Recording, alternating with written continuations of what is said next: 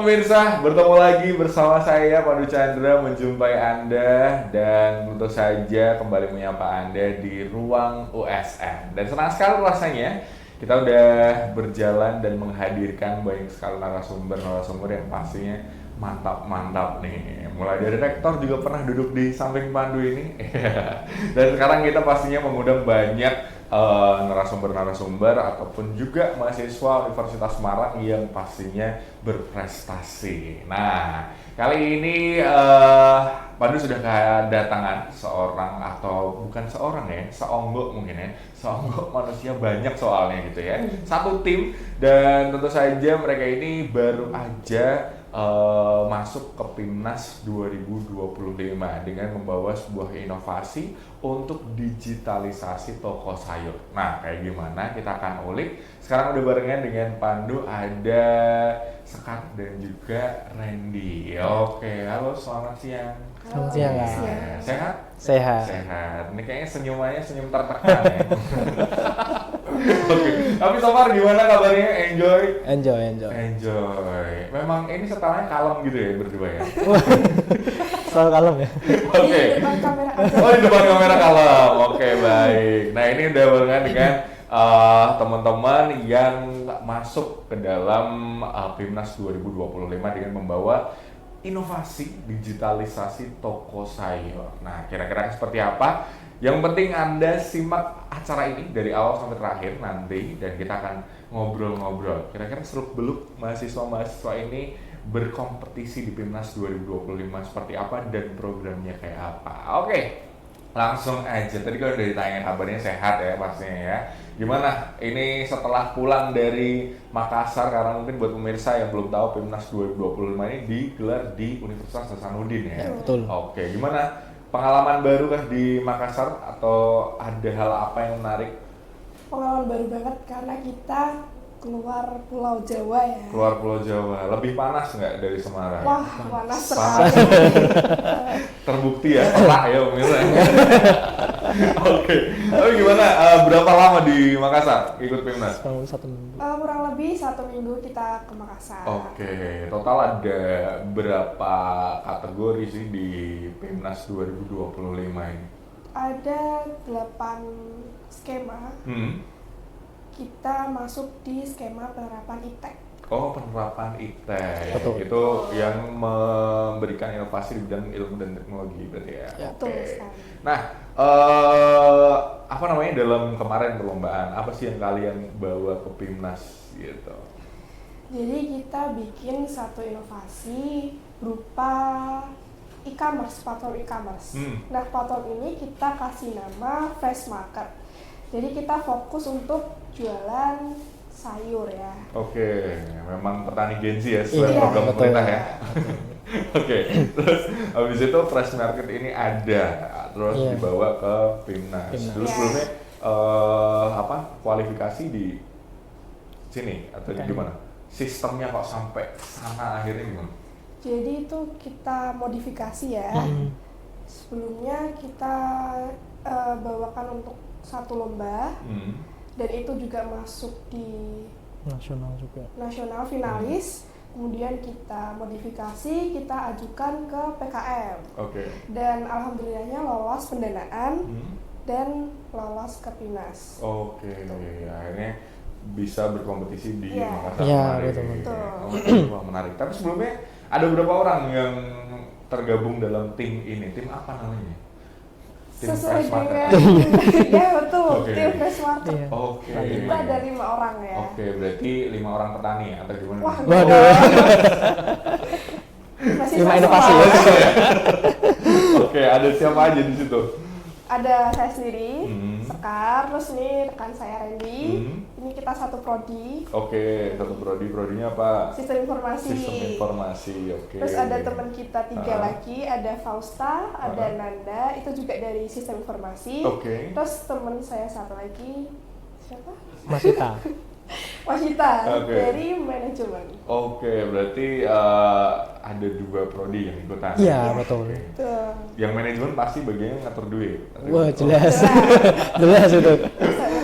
Oke, nah tapi menyoal Fresh Market sendiri, dulu kan bawa ini berawal dari tadi kan kalau disampaikan ini modifikasi pernah ikut lomba, terus habis itu kan modifikasi akhirnya lolos pendanaan dan masuk ke Timnas 2025. Nah, dulu apa sih yang bikin kalian terinspirasi bikin Fresh Market kayak gini? Apakah memang wah kayaknya cara-cara penjualan zaman sekarang udah kuno gitu atau gimana? Kenapa kita akhirnya mengembangkan si Fresh Market ini dan akhirnya muncul ke permukaan? Awalnya kan tidak muncul sama sekali Fresh Market, akhirnya muncul.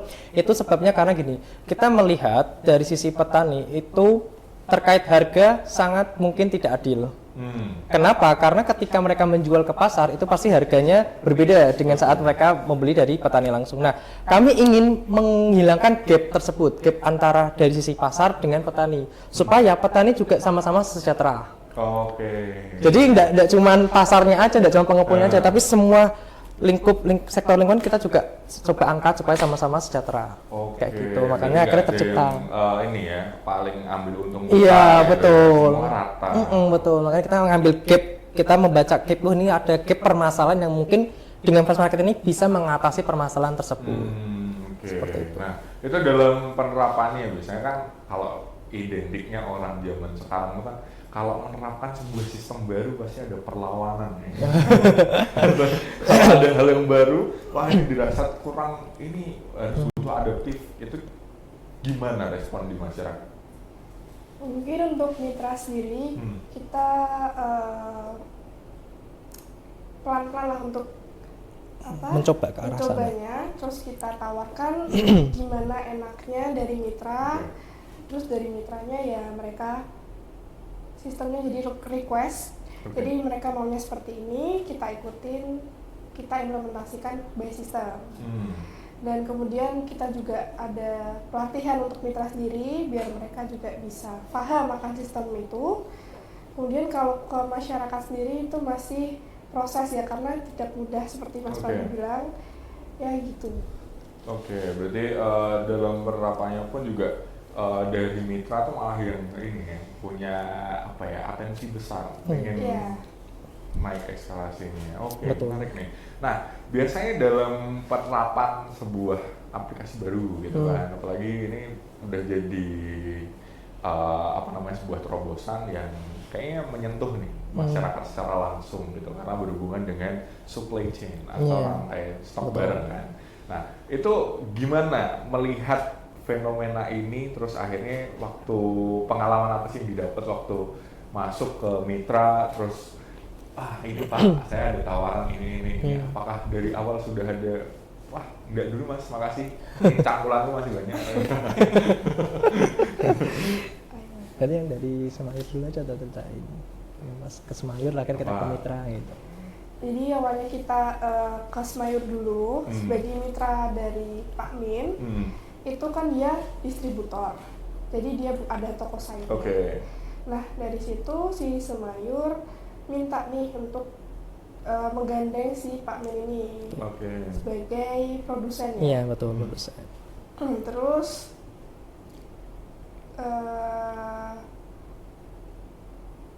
kita seiring berjalannya waktu, akhirnya kita sebenarnya fun fact-nya ya Mas, fun fact-nya adalah kita itu nyari beberapa mitra, itu pernah ada yang kita janjian nih, di ghosting sebenarnya. Tinggal mitra, iya benar. Kita di ghosting, kita janjian jam 5 nih, kita udah mau datang, ternyata di schedule besok. Kita menunggu lagi, nah akhirnya ketemulah dengan si Semayur ini yang ada feedback betul proaktif, akhirnya tanya-tanya melihat kita gambarnya mau seperti apa, ngembangin bisnisnya mereka, akhirnya nariklah si Pak Min sebagai produsen utamanya mereka. Nah, jadi si Semayur ini juga tidak mau berkembang sendirian. Ngacak-ngacak ke yang lain, betul. Nah, ini sebenarnya langkah yang bagus nih supaya artinya rantainya kan terus nih berjalan terus. Jadi terus continue. Nah, ini harapannya ke depannya supaya Fresh Market ini mungkin bisa benar-benar bermanfaat untuk sekitar. Seperti itu. Berarti ternyata dalam penerapan sebuah aplikasi, survei risetnya itu juga penuh cerita. Efeknya luar biasa itu. Di ghosting, ternyata yang di ghosting tuh nggak cuma sama pacarnya doang, sama audiens responden juga sama gitu ya. Tapi apa yang membuat kalian nggak patah semangat? Biasanya kalau kita menjumpai fakta yang berbeda di lapangan tuh kayak, aduh bisa nggak ya? Ya itu tadi kita udah bikin nih suatu platform dan kita juga mau ngajak si petani ataupun pedagang sayur buat tetap mengikuti zaman lah, karena kan masih sedikit nih yang melek di sektor perdagangan sayur. Oke, berarti kebanyakan udah ngejarnya yang di kota-kota, yang di desa Iya, emang betul. belum berkembang gitu ya. Oke, nah boleh di-spill sedikit nggak gimana sih platform ini, how it works gitu? Cara kerja platform ini seperti apa gitu? Misalkan developer.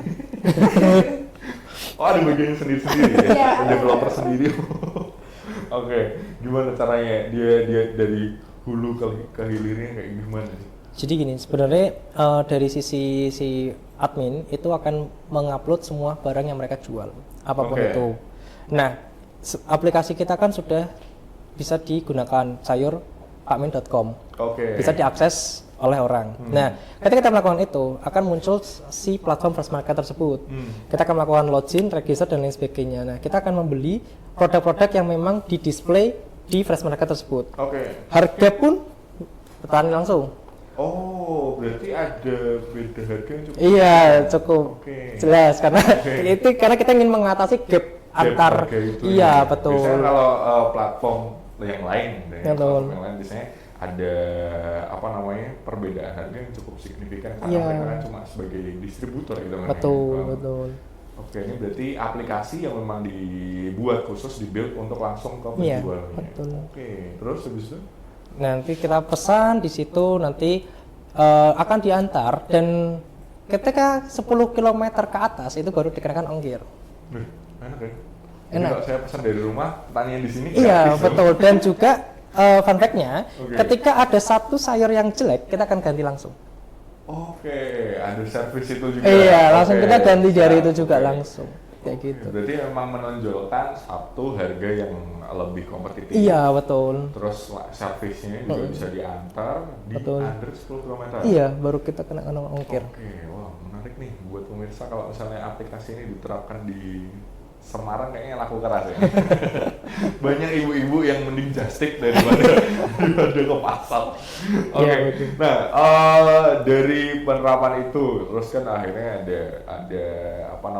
ada servisnya juga beragam. Dari mulai diantar gratis, terus habis itu diganti juga yang dulu gitu. Itu ada limit MOQ-nya nggak? Minimum of quantity juga nggak? Atau bebas orang beli berapa? Bebas berapapun.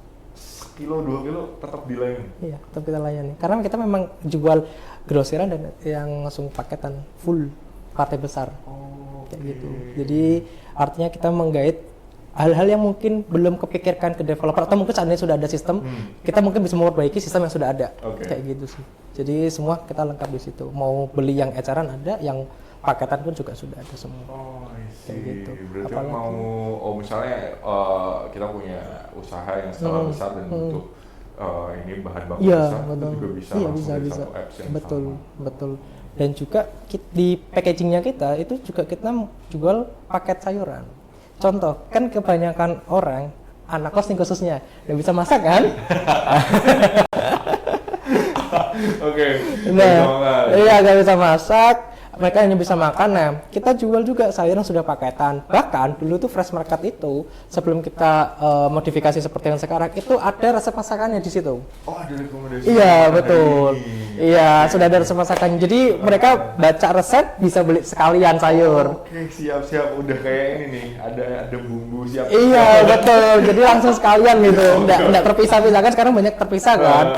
Resep sendiri, sayur sendiri. Nah, sekarang kita jadikan satu platform supaya lebih efisien. Oke, berarti one package service gitu lah. Iya, betul. Mau beli ininya dapat knowledge-nya. Iya, betul. Lengkap gitu.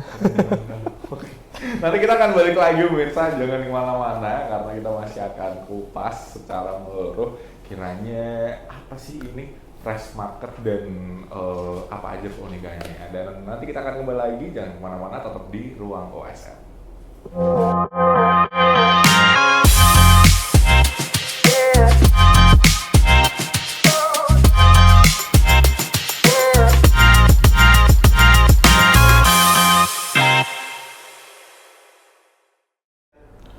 Baik pemirsa, masih kembali tentunya menyapa Anda di ruang USN. Nah tadi kita udah ngobrol sedikit ya, tadi sama Sekar dan juga Randy gitu kan, terkait dengan adanya aplikasi Fresh Market ini, atau bisa dibilang platform Fresh Market untuk menadahi para petani-petani ini menjual produknya secara langsung tanpa harus lewat pihak penghubungnya. Nah kali ini ada anggota-anggota tim yang sama, masih anak-anak Gen Z banget. Iya.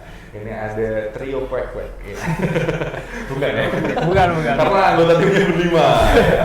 Ini ada Pausta, Masita, sama Nanda. Oke. Nah ini masih di satu kesatuan yang sama, tim Fresh Market. Gimana? Kemarin seru? Di Makassar? Seru banget. Serunya apa? Cobain apa yang beda dari Semarang? Coto Makassar. Paling beda Coto Makassar. Oke, ini kayak ini ya kalau ngobrol sama temennya gitu kan, kamu makan apa? Coto. Oke, tapi anyway masih ngebahas tentang Fresh Market. Kalau kalian kan dari kan bagian ini yang finance. Yeah. Oke, ini tetap teknik. Kita developer. Oke. Nah, kalau berbicara tentang aplikasi platform ini dulu sebagai mahasiswa yang juga ngedevelop ini dari nol gitu, itu gimana? Apa tantangan tersendiri buat kalian bertiga? Oke, untuk develop sendiri itu tantangannya sebenarnya ada di transaksi sih ya. Untuk tampilannya sebenarnya kita masih bisa handle, tapi untuk transaksi kita butuh teman kita yang spesifik lebih jago lah dibilang itu. Transaksi Transaksi jadi, yang paling itu jadi PR tersendiri. Iya, itu jadi PR sih. Kalau kamu ngobrol menjumpai programnya? Untuk programnya sendiri kayak gimana? Sebagai mahasiswa kan untuk skill itu masih terus meningkat, masih belajar. Jadi ada kendala di bahasanya. Ada JavaScript, ada Java dan lain-lain. Biasa aja. Itu tapi jadi asing. Nah, Let's go. Ini manajernya dari semuanya. Gimana mengasuh 4 orang anak-anak ini? Apakah repot atau? Ya sebenarnya mudah ya Kak ya. Karena kayak ya dia tinggal misal nih kayak dia mau websitenya tuh mau minta beli server gitu. Itu tinggal bilang ke saya, terus nanti misal segini, ya udah nanti saya yang bayar ke servernya itu. Berarti kalau ini 4 orang temennya ini gak rebel lah ya? Enggak, aman. Saling melengkapi Kak kita Kak. Saling melengkapi.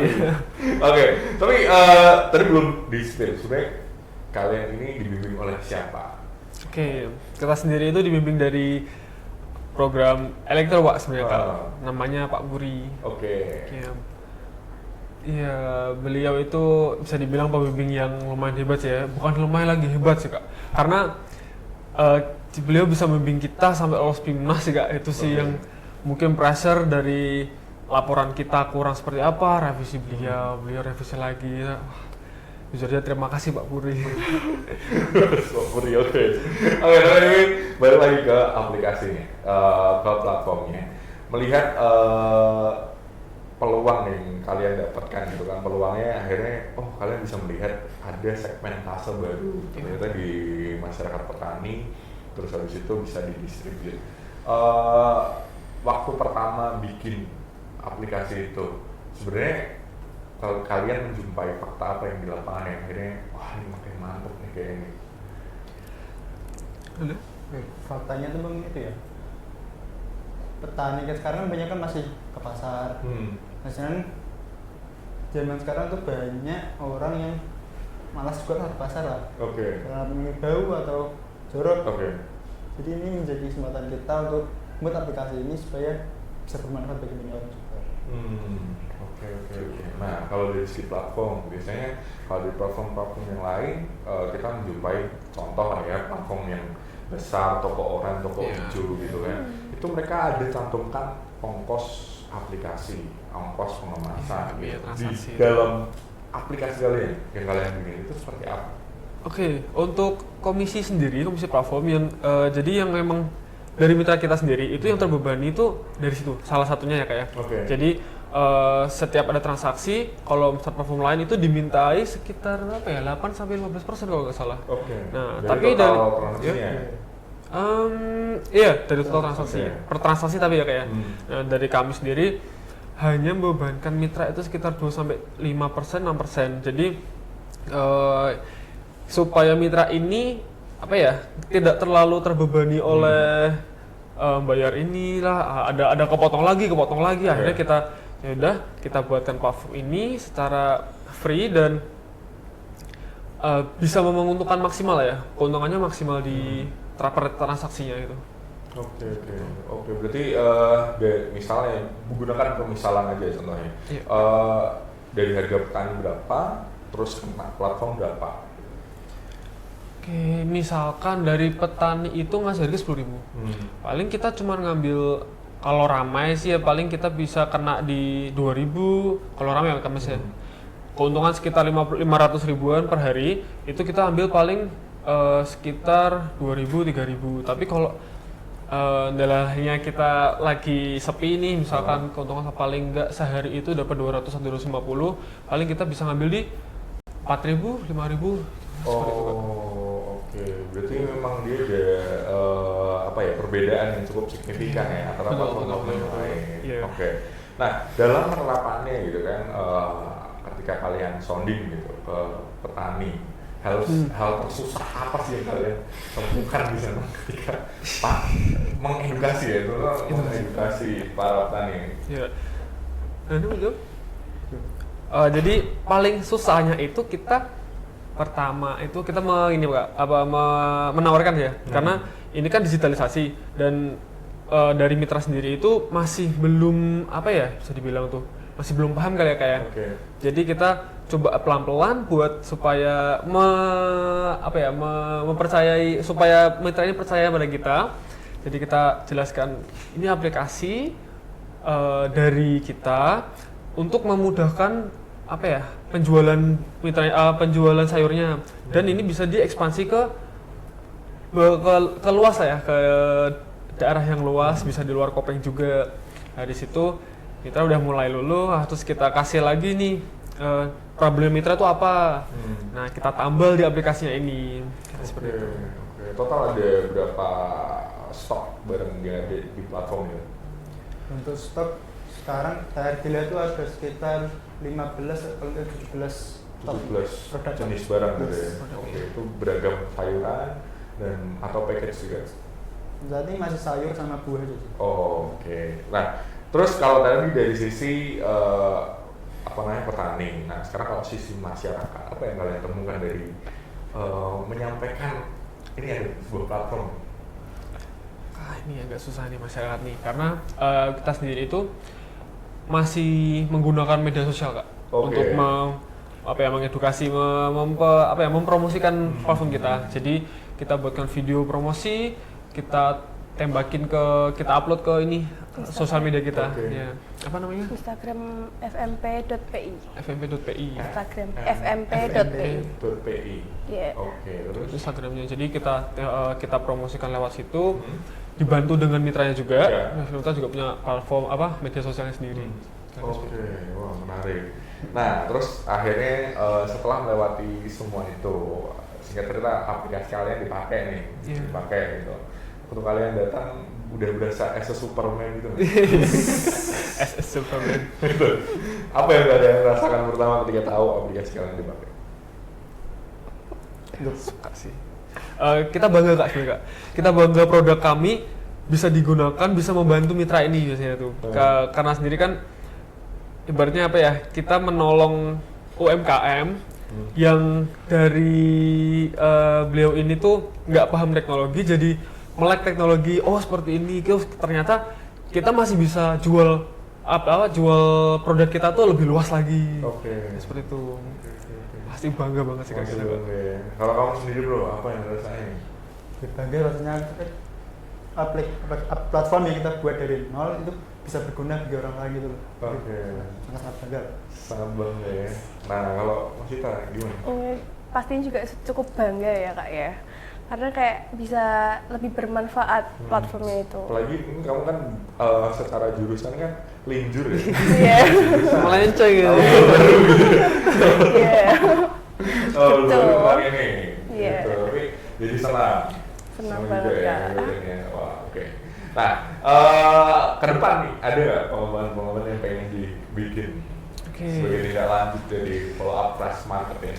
Oke, jadi kalau untuk nextnya ya kayak kita itu punya program itu ekspansi ke sektor lain, Kak. Jadi bukan hanya petani saja. Oke. Kita bisa ambil dari laundry atau dari mana lagi ya misalnya mungkin dari Wingko Babat sendiri. Jadi dari produsennya langsung apa namanya bahan bakunya, terus kan kita punya 3 role ya Kak di sini, Kak. Admin, mitra, sama si user sendiri, customer sendiri. Jadi si admin ini bisa jadi dari Wingko bahannya, lalu dibeli sama mitra kita yang memproduksi jadi Wingko jadi. Nah kita apa namanya punya lagi yang user ini sebagai pembelinya. Nah seperti itu sih. Berarti akan bertambah besar lagi. Amin. Ya, menarik. Oke. Nah, di momen ini kan kalian udah melewati total berapa lama riset dan bikin aplikasi ini? Belum 5 bulan. 5 bulan. Intens, intun terus. Ya nggak terlalu, cuman sering lah. Sering. Oke, udah bisa dibilang warga lokal Kopeng? Kita masih belum bisa dinginnya di sana, Kak. Dingin sekali di sana. Kirain 5 bulan bolak-balik Semarang Kopeng udah bisa dibilang warga lokal. Kita nggak setiap hari juga sih, Kak. Nggak tiap hari. Oke, berarti seminggu berapa kali atau gimana? Kira seminggu sekali lah. Ya, paling seminggu sekali. Kita cuman sampai sana monitor gimana Pak perkembangan aplikasinya, mudah digunakan atau sulit, ada kendala lain nggak? Nah, kita evaluasi lagi. Kalau ada ya kita balik, perbaiki, balik lagi ke sana. Udah jadi Pak ini. Oh, menarik nih. Kayaknya Pandu kemarin melewatkan masa kuliah Pandu yang Waduh. Harusnya juga ikutan kayak gitu.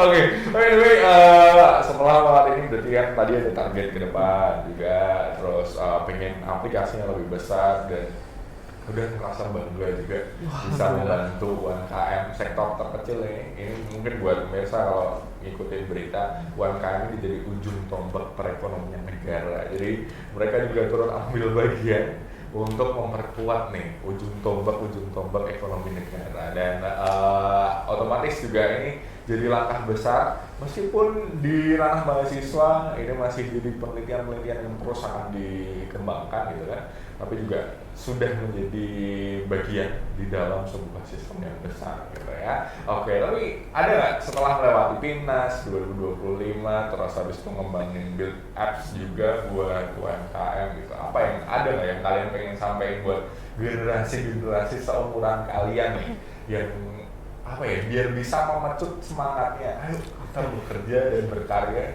jangan sampai cuma rebahan di kasur doang. Bener.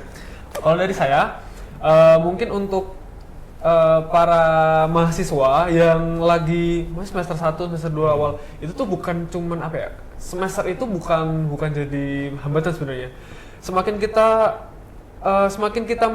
berani memulai atau langkah kecil untuk memulai dari awal itu lebih bagus, karena potensi kita ke depannya kayak seperti teman-teman kita, saya sudah semester lama, jadi jangan sampai melewatkan kesempatan tersebut. Jujur aja setelah kita lewat PIMNAS itu ambience-nya lebih bener-bener ketemu mahasiswa lain yang lebih jago-jago. Wah, gila. Itu best banget. Oke, rasanya pengen lebih dari mereka terus. Pingin sih Kak, pingin. Oke, kalau Nanda? Kalau dari saya singkat sih Kak, untuk mahasiswa itu setelah saya ikut PIMNAS, itu kata nyesel aja.